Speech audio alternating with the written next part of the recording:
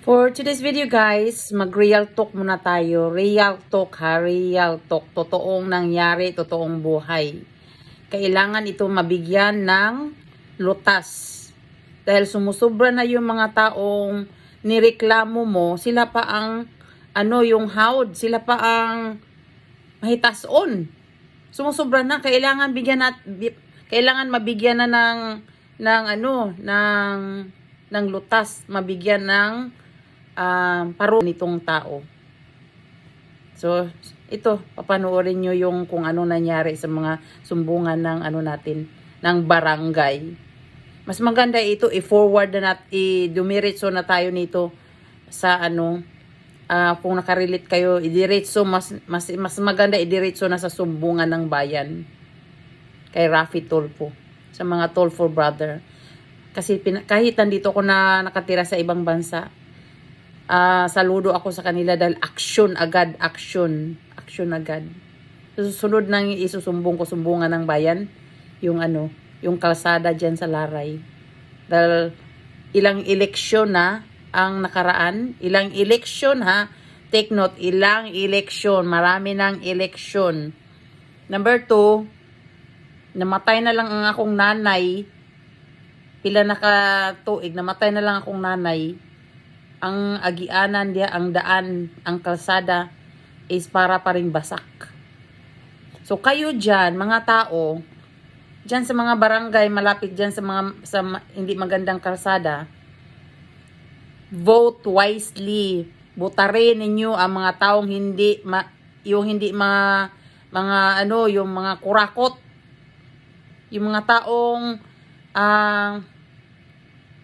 na more in poor people na tumutulong, hindi yung makasarili, puro lang sa kanilang sarili ang puro mga saad-saad ang mga ilang mga gibuhat. So malapit ng eleksyon diha guys, vote wisely. Huwag tayo maging mukhang pera. Butuhin ninyo ang tamang tao na marunong tumupad sa kanilang mga sinasabi sa kanilang pangungumpanya. So tingnan mo kung sino naghihirap, sila yung mayaman. Ang mga taong mahirap lalong naghihirap sa buhay at lalong nahihirapan maglakad-lakad sa kalsada parang basak. Yun lang. So ito pa yung sinabi niya manigtigbason ko niya si Jinjin ko mga to kuno sa kanang basta man nahulga siya tigbason. Tigbason man ka. Ay jud ngadto jigwa kay kauban kay tigbason jud kaniya. Kanya siya kakuan wildfire, maldita. Oo, anak. Unya mo ni ang panghulga ni Maricel sa akong igsuon. Siya na ganing gireklamo, siya pang nanghulga. So kung ipakuha ko ni Jinjin ang mga gamit ni Jinjin nito sa iyang balay, kaya gan Jinjin man to, iya ko nung tigbason. Subukan mo magtigbas-tigbas. Mangga mong tigbas ang pamilya sa kung igsuon, ikaw pa kaha. Subukan mo lang Maricel. Kana imong panghulga kay may kalalagyan ka. Ano yung ipangsulti? Kuan naman kakatong diri apod na.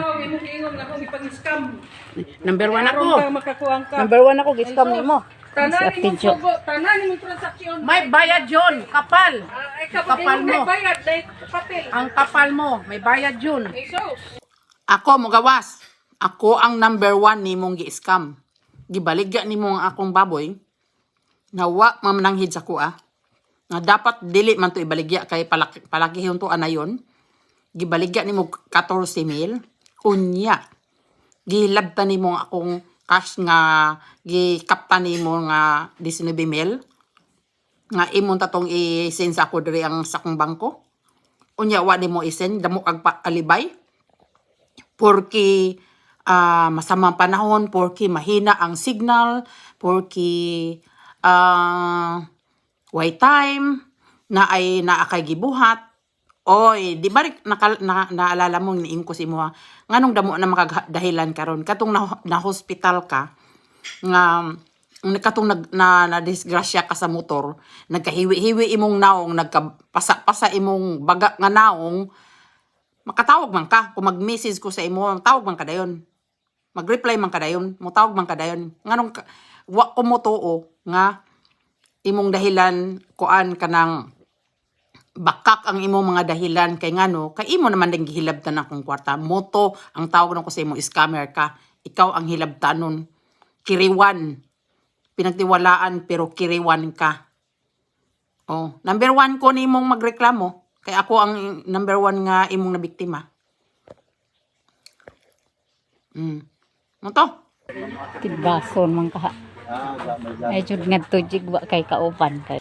Kana kay naa na diha sa atubangan sa kapitan nga iyang giistorya bag diha. Damo mo nakabati. Ing na si Jinjin idagdag na sa iyang reklamo. Naanay mga parusa, naanay mga kuan pwede na ang idagdag dito sa iyang reklamo. Dili na palampason. Kung sanay mga gawa sa ibang iyang mga baba, idagdag kay dili na ang gireklamo sa iya kanang kuan yung kung unsa toy gireklamo sa iya, muto iyang tubagon og iyang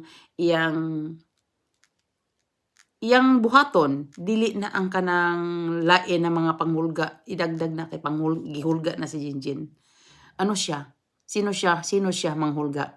Kinahanglan na idagdag. Si Jinjin nag-ingon nga sa kapitan reklamo niya na ipakuha ko ng ang CCTV dito sa bahay ni Maricel. O dapat lang kay Jinjin man tong kwarta ang gipalitid to. Di pabutang to si Jinjin og kanang CCTV na kay may baboy sila o karon na sila baboy kay pamaligya ni Maricel. Muna na ang mga karma nang ipangbuhat sa ako ning abot na sa inyo ha. Kinahanglan tinud-ana na diha Jen, tinud-ana na si Maricel. Kay unsay iyang gibuhat sa kuha gibaligya ang akong anayon nga way paalam, maupoy gibuhat niya sa imuha. Muna na, dili na padugayon, patiki muna na si Maricel og Silda.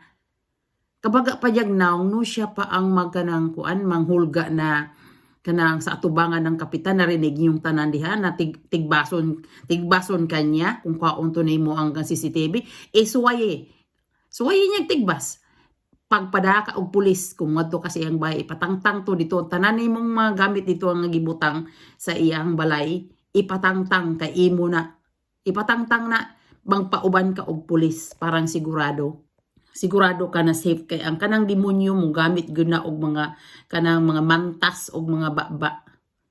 Siguro doon na kung mas maganda yung pulis ang imong kauban ngadto. Mas maganda kay ipusas diretso na siya, pusasan diretso. Sa imo oy, karawat kanya na magpagamit sa imo. Yan ang gagamit sa tao. Umuni iyang gisulti, manggagamit ko nung pagkatawo si Jinjin. Kabaga ni Mugnaw Maricel, muni imong gisulti pod sa ako katong nagpakapitan ko, manggagamit ko no ko. Wa ko no ko'y usa ka 5 nga gihatag sa iya nga bayad. Kabaga ni Mugnaw. Unsa imong gisulti sa ako maupoy imong gisulti kang Jinjin. Hoy, sirang plaka na yan, murag rewind lang na nimo sa imong yaw-yawan nga baba.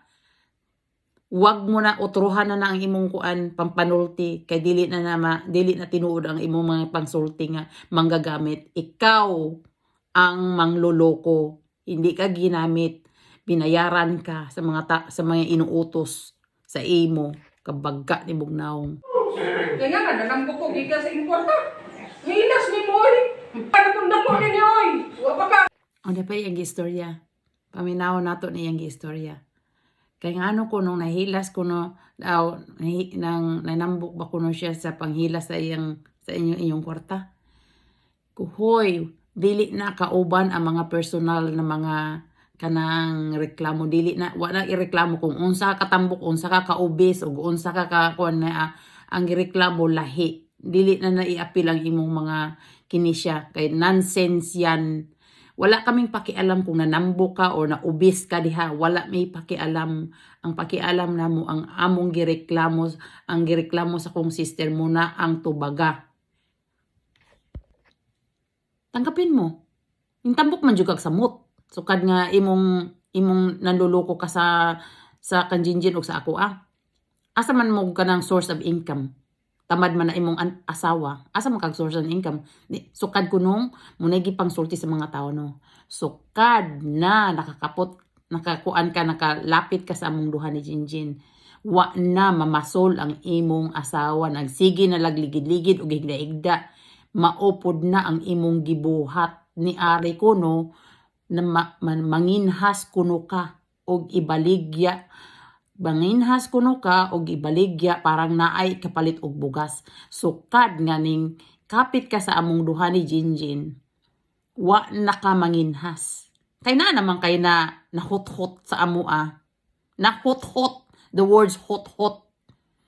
Ikaw ang mangluloko. Bagga kag naong. Ang ginabuhi. Wa mi lunusin iyo.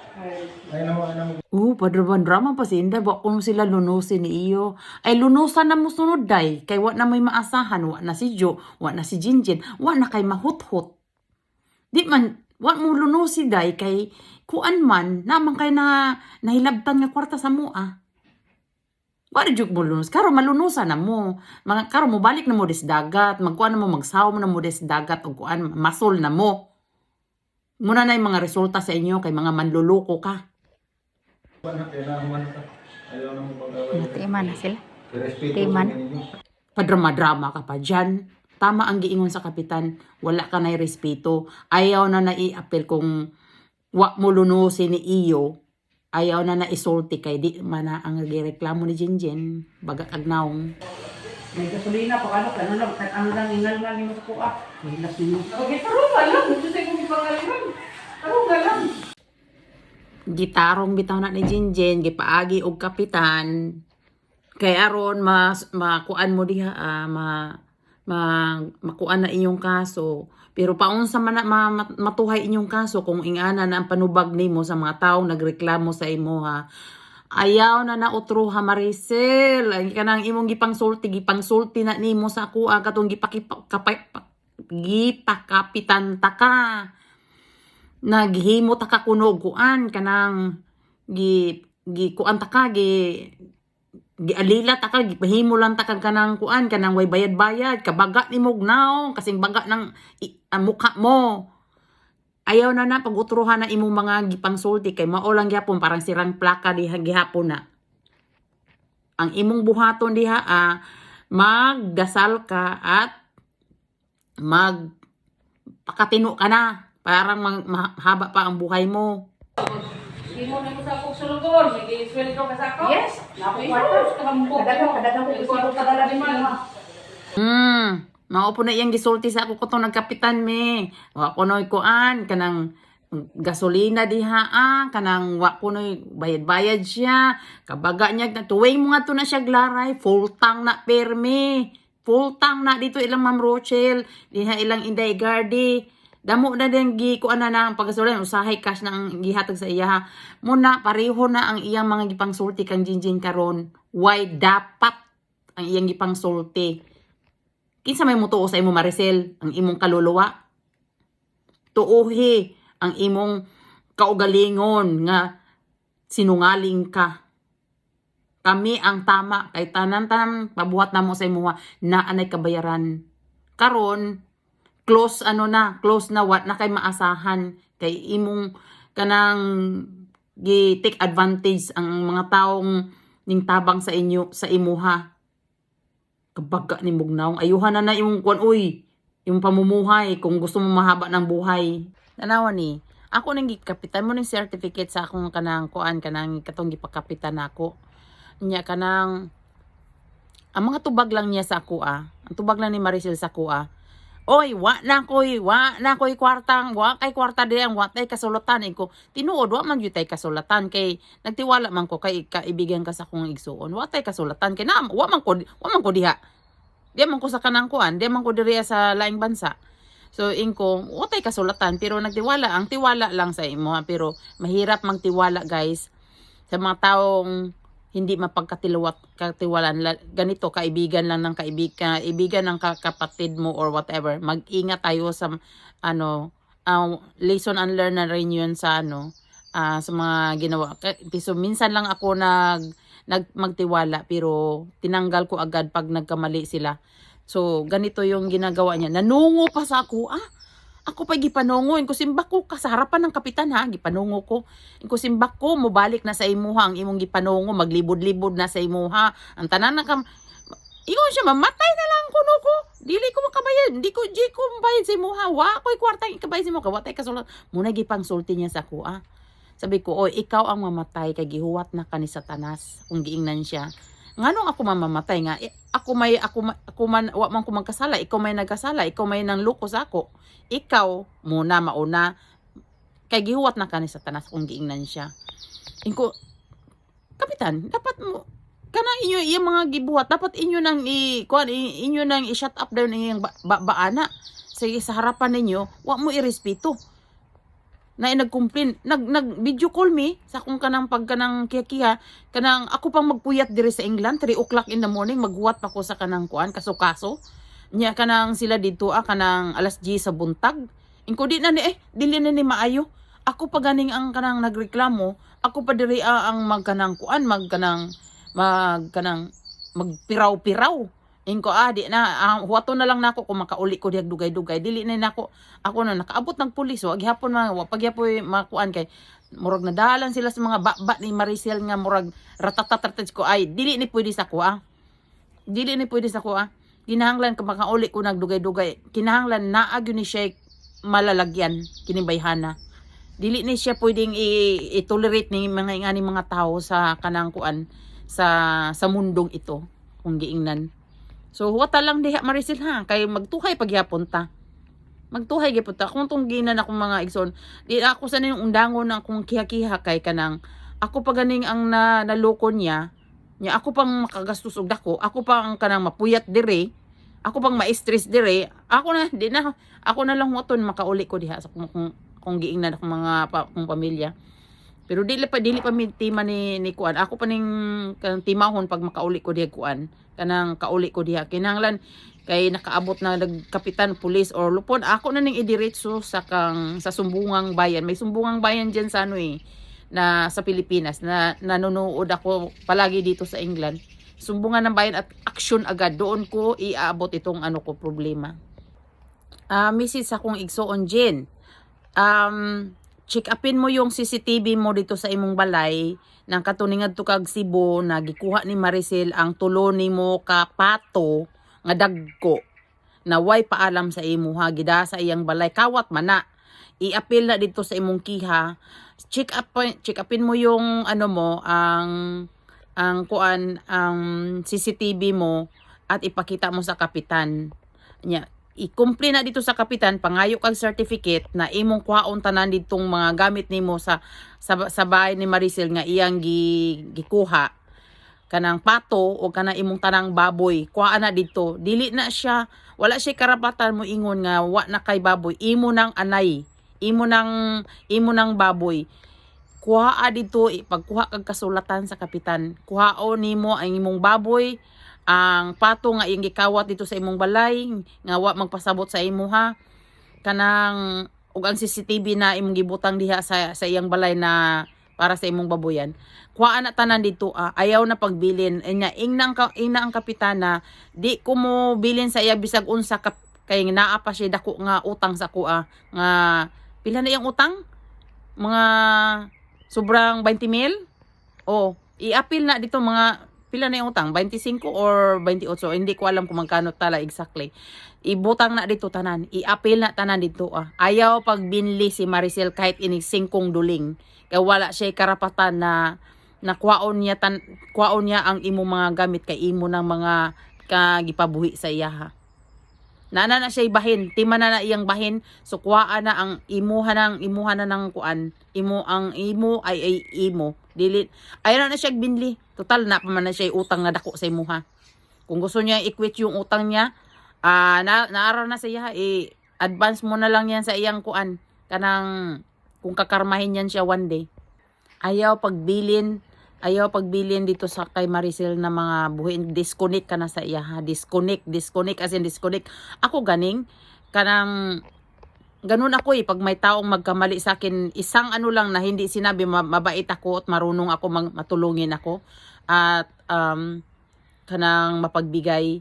Kung niloko ako sa kanang talikuran, niloko ako kasi akalain nyo baboy na ako ipabuhi sa iya nga anayonon kanang gibaligya wakoy kanang wa magpaalam sa kuha, gibaligya niya wa gihatag sa ako ang kanang kuan ang kwartang tud karon at saka yung sobra sa 19,000 wa ihatag sa kuha.